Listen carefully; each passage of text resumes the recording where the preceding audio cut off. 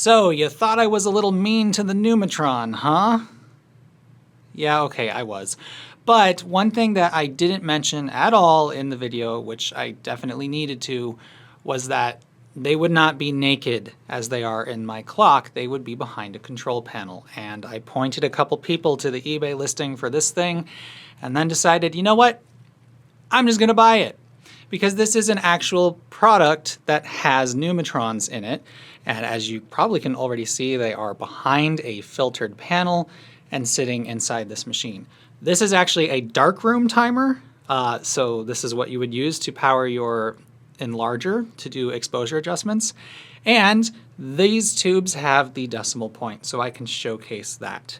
So without further ado, let me just turn it on. It might help if it's plugged in. Turn it on. That is what the Numitrons would look like in an actually produced product. Now, I'm going to tinker around with the exposure a little bit here. Actually, I don't know if I really need to. Oh, that's not right. I wonder if I cooked... No, probably some wire shorted together on the socket. Well, too bad. So the first thing I want to mention is that, to me, that does not even parse as the number 88. That just looks like two strange boxy figures. Now, that's why I set this to 88, to show you what this looks like. But if I pick other numbers, okay, this seems to appear as a functional 7-segment display. But on 88, I don't know. To me, I'd have to know that that's supposed to be a display. And sure enough, hopefully you can see the tubes are not installed straight. One's leaning to the left, one's leaning to the right. I'm going to open this up because I'm also curious to see what this looks like on the inside and to see if I can figure out when exactly this thing was made, because it's very clearly very low production. And I wonder how much it costs, because this is a digital timer, and you can see if I move this down to 8 seconds, if you hit operate, it counts down. What it's actually doing is it's sending power out to the outlets on the side through a transistor, which is somewhat interesting. There's a transistor just sitting on the back of it. I don't know if that's the main transistor, if that has something to do with this power supply. We will look at that in a moment. But what I want to do first, before I open it up, I want to get you closer in and look at some of the issues that are present even with this in a built device. Okay, so the first thing that I'm going to focus on here, and actually let me change this to a different, let's just go with, yeah, sure, 43. Why not? Oh, right, let me also turn on the decimal point. That's the decimal point. So now this would run for 4.3 seconds. You can do a quick countdown.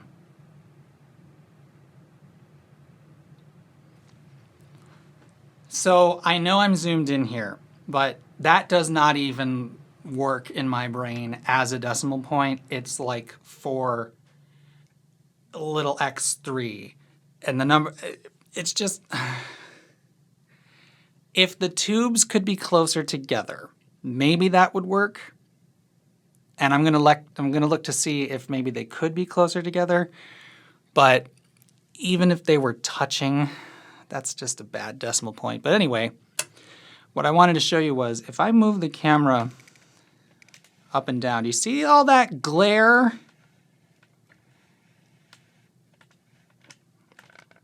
Those lines that we're seeing are really making it hard to even identify the numbers.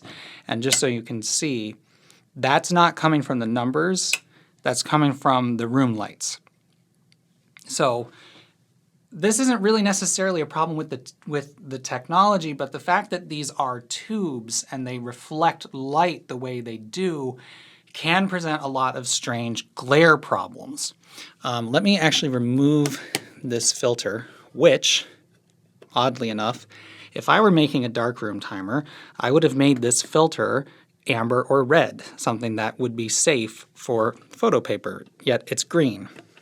Don't know why that happened. So even with the filter removed, that glare is still there, although now it's more obvious that it's coming from the room lights. But this is a simple problem with the fact that these are perfectly round tubes. Now that's not necessarily unique to Numitrons. Any tube that looks like this is going to have this glare problem, but we already knew that when we look at the Nixie tube format, the IN12 tube, which has a flat face. We had already figured this out. RCA just stuck these in a tube that they happen to have. So, or I should say they happen to have the manufacturing lines for. And also, while I have this open, so you have a brightness comparison, I'm overdriving my clock a little bit to help boost the brightness of the filaments, but hopefully you can see that that is actually quite a bit brighter. But that glare problem is significant, and let me now turn, well, first I'm going to put the filter back on. All right, so I've moved the camera so you can get a different angle here, so you can see the glare that the tubes themselves are causing. If I turn this off, you'll see that there's very little room light hitting the tubes. There's a little bit. But if I keep this display tilted down, it's not there. But if I turn it on, those lines that are showing up there and there are just the reflection of the side of the tube. That could be taken care of by, putting a divider in between them, I suppose. But the issue that I have is that it kind of gives these ghost segments which make it hard to understand or hard to know for sure what number it's showing. For instance, that's 6. If the angle's lined up right, lift the camera up a bit here, that kind of looks like an 8 at a glance, and it's all just the glare from this other number. If I move it to 7, you can see that even the right filament is being reflected in almost the same spot. But that glare is a major problem with using tubes like this and not doing any sort of side shielding. And interesting fun fact, the tubes that I bought to make my clock, they all had pieces of electrical tape taped onto the sides, specifically, I imagine, to prevent this from occurring. I actually wrote a bit about that being a thing in the factory, but I looked at other eBay listings and I found no evidence of that ever being done. So while the tubes I bought were sold as new old stock, they probably weren't. Either that or whoever was using them did that tape ahead of time. But I'm absolutely certain they did that to solve this glare problem, because it's not super easy. These numbers are just not super easy to parse. And you can see that even behind the filter, that issue with the filaments illuminating the background is still there. It's not as obvious because of the exposure right now. Let me brighten the image up. Also go ahead and refocus. So right now the camera is exaggerating it from what it looks like in person. Let me try to see if I can match what my eyes are seeing.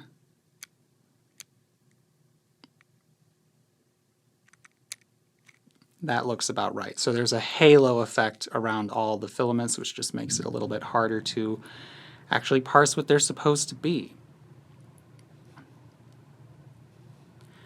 So really, my whole thing about making fun of RCA for building this product, it's not that it's a bad idea, it's that the execution is just so slapdash.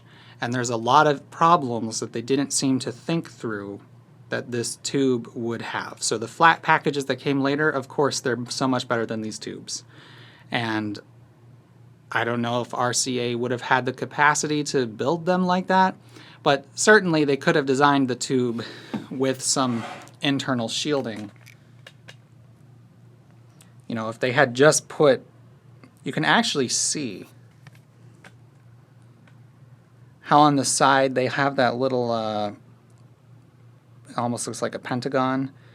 There's these little wings on the side. If they had just extended them forward enough to actually, well, and filled the whole side, to actually prevent the light from the filaments from leaving the tube sideways, then this glare wouldn't be a problem. But they didn't do that. So we have these weird reflections of the light on each display, making it hard to actually read the tubes. Oh, also, just since this is a good thing to point out, I didn't mention in the video because I figured it was pretty self-explanatory, but just pointing it out here, the way that these render 6s and 9s, the bottom and top segment are lit. On this clock, they're not. And that's just a matter of how the BCD decoder chip works. So the chips in this clock render the 6 like that, and the 9 like that, whereas the ones in this device are actually putting the top and bottom segments are. Now, that's just personal preference. I don't know which one I like. The way that my clock is doing it without those top segments, I think is an interesting look. It kind of looks more old-fashioned. But yeah, it's nothing to do with the tubes. It's just the driver. And again, let me put on that decimal point. I mean, that technically works, but it don't look good. I'm gonna try to get you as big of an image as I can.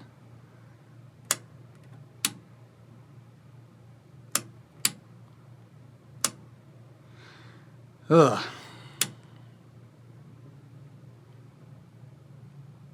Oh, right, and I should point out just the fading of the segments that you see in my clock. You do see it here, but it's less pronounced running at the correct voltage. You can see the segments light up a lot faster. It's still an interesting look, though. I will give you that.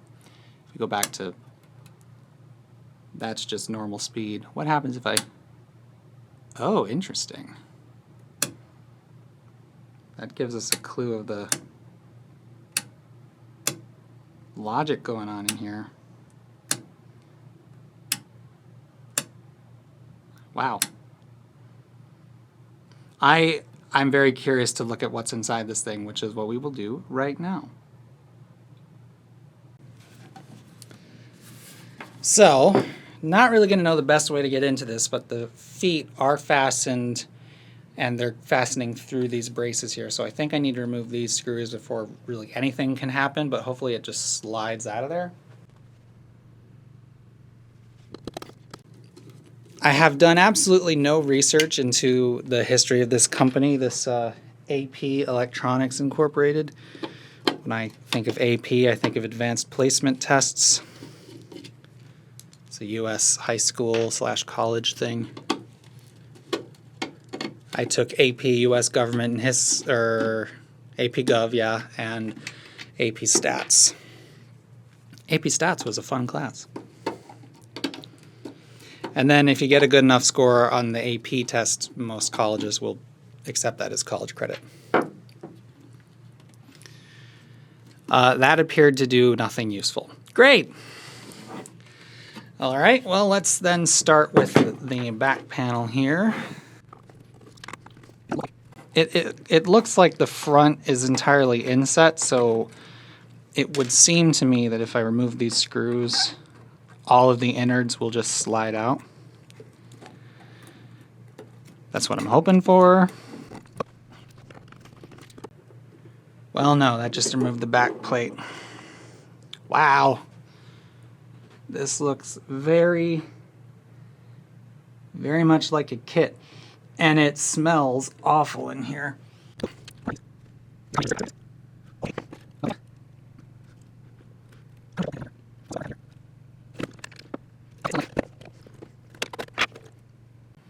I really wanted to get the top off, but because the power outlets are on the side, that might be easier said than done. Well, okay. The control panel is attached to the sides, it looks like.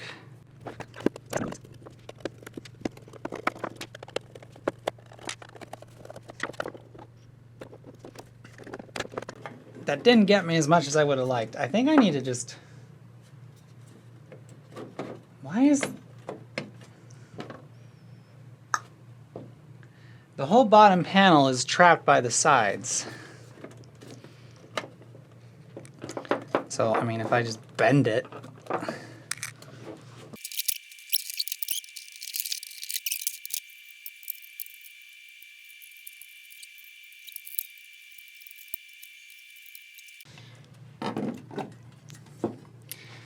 And there was much rejoicing.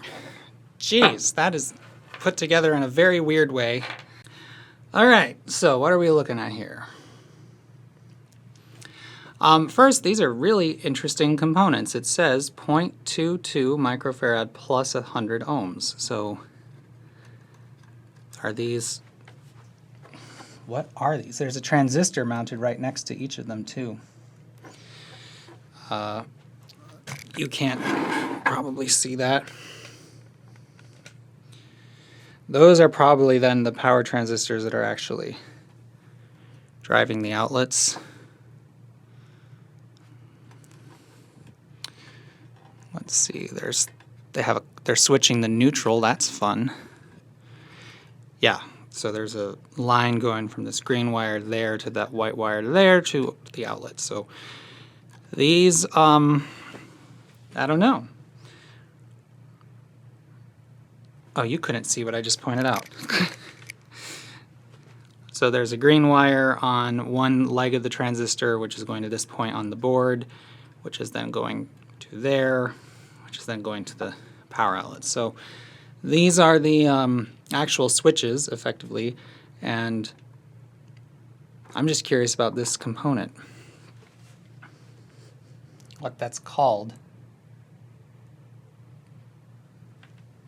I'm assuming it's there to smooth out the signal for the transistor or something to do with that, but very, very, very interesting. One thing we can now see with the board removed is that the tubes, the actual Numitron tubes, were not socketed. They are just soldered onto the board. So the people who put this together had about as much care keeping them aligned as RCA did. They could probably, I don't even know. I don't know if they could be bent into place, but also that way you can see the actual print on the back, RCA Numitron. But really, I just wanted to see if I could figure out how old this thing is. Oh, wow. It's using the, if I remember from the data sheet, I believe these are the driver chips that RCA made. I'm apparently too close for it to focus on that bottom chip there. I'm pretty confident that those are the driver chips that RCA made, and I mean they're right next to the tube, so what else they would be, I don't know. But if that's a date code of this 22nd week of 1970, then this is very, very early stuff. There's a TI chip here, it's 7036. This might be 71 though, on this chip here. But early 70s for sure, when the Numitron actually made any sense. And I just wonder how many of these things were made. This board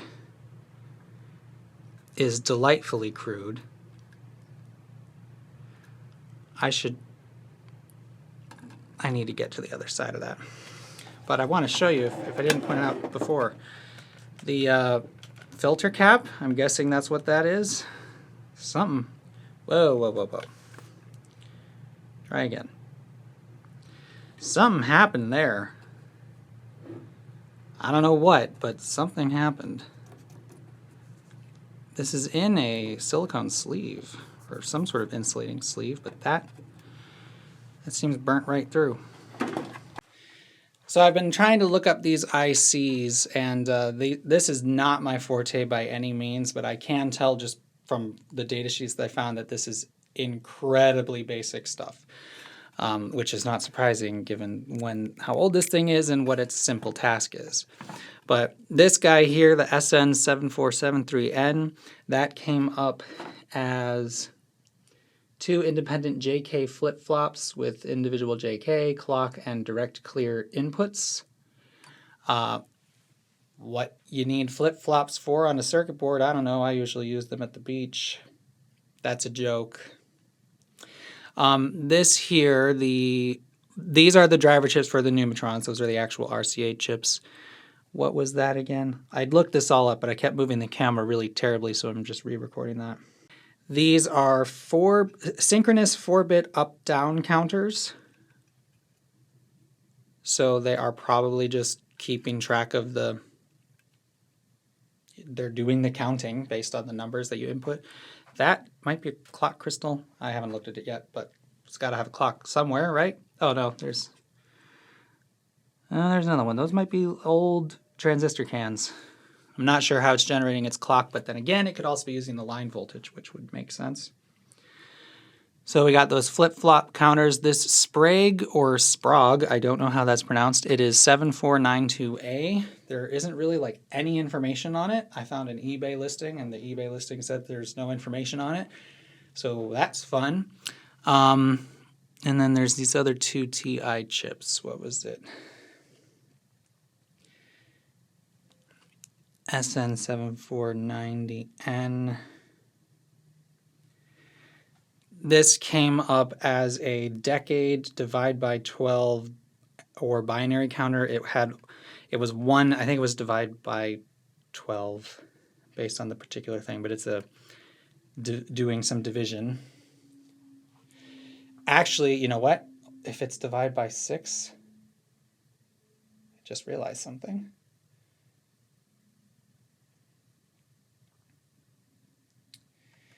Divide by 6 for the 92A and LS92. No, this is 90. Divide by 5 for the 90A. Well, I was thinking if this divides by 6, it could be taking the 60 hertz input and making that into 10 hertz, which we need for the tenths of a second, but I'm not sure. Again, this is not my forte. But fun fact, apparently you should be pronouncing that fort. I will not be following along because nobody does that. So, oh yeah, and I already looked at this. This is just a NAND gate. This is like so early in the IC world that like this is a 2-input NAND gate, I think it was. Yeah, 2-input NAND gate. So this is incredibly rudimentary logic circuitry, but I mean, of course it is. It's basically just a countdown clock, but it's kind of amazing when you consider that. When the Numitron, when these tubes were relevant, you needed all this stuff just to count down 99 seconds and control a couple of power outlets with it. But I do want to take a look at the bottom side of the board. This board is delightfully crude. I mean, clearly this is handmade. Oh, right, and then the other thing that's really interesting. The input, if you didn't notice, it's this weird encoder doodad here. And it appears to be outputting BCD because there's only 4 wires, or is it 4 in a common? Yeah, there's a common bridge together. So I'm guessing that this encoder is spitting out the BCD input for the actual number, and then the logic is running directly on that. Really, really interesting. But I want to take this board off so we can look at the underside. There is what looks to be a printed circuit board, but a lot of this stuff on the top,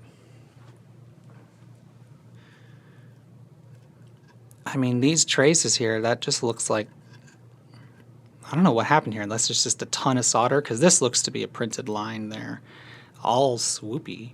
But I want to look at the other on the underside.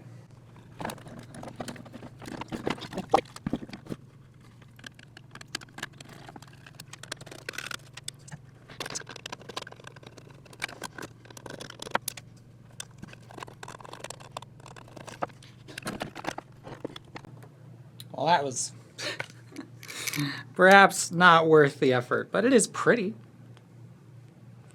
It is very pretty. Again, this sort of like early electronics stuff as far as how this is actually put together. Not very familiar with, but this, I mean, you can clearly tell this was hand drawn. And I don't know if you do if you just do this on paper, you can mask directly onto a board. I don't know what the state of the art was back then. So please, you tell us. and me, whoever you are in the comments. But yeah, the tubes were soldered right here. This is where the Numitrons are. They could have been closer together. So I wonder why they went with the spacing that they did. I would definitely have put them closer together, but, you know, in this case, I can't blame the Numitron tube for looking so crooked, because it was the fact that it's soldered to the board, and whoever did that soldering just didn't really check alignment that critically. And I mean, it could be fixed if this was all redone, but that's a lot of effort. Yeah. Well, that's it. Hopefully I make my money back from buying this thing, because this was too expensive. But I thought, okay, I can show an actual thing that had Numitrons in it, and if nothing else, it'll be interesting to peek inside and see the circuitry that powered this thing. It is unsurprisingly quite rudimentary, but for its time probably seemed pretty amazing. Now the question that I have is, do I want to bother putting this back together? Because it did not come apart all that nicely. I don't know. It's almost more interesting as a showcase of the technology inside it rather than the box it's in.